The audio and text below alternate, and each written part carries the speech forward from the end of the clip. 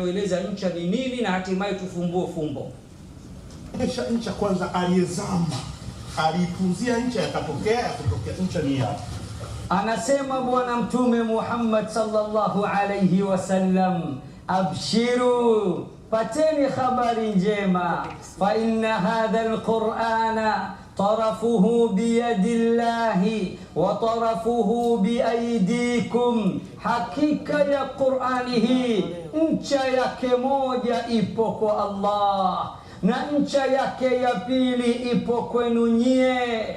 Fatamassaku bihi, shikamaneni nayo, fa innakum lan tahliku wa lan tadillu ba'dahu abada, kwani hakika yenu nyie hamtoangamia na wala hamtopotea baada yake milele na milele. Qur'ani hii ina ncha mbili tu, moja ipo kwa Allah na ya pili ipo kwetu sie. Uzuri ulioje, kheri iliyoje, baraka iliyoje, bahati iliyoje! Tushikamane nayo, tuienzi, tuithamini, tuitikie na tuikombatie, ncha kwa ncha, bega kwa bega, mkono kwa mkono, mguu kwa mguu, hadi kwa Mkapa.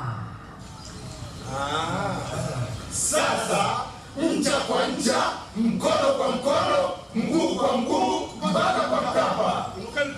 Uwe na uwe. Inua. Twende.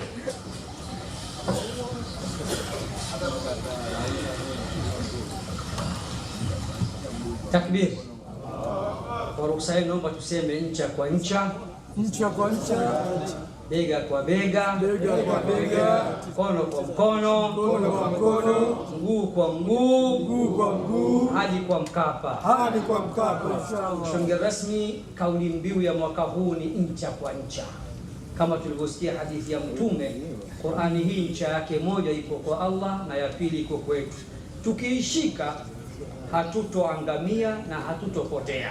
Kwa hiyo safari hii ni ncha kwa ncha,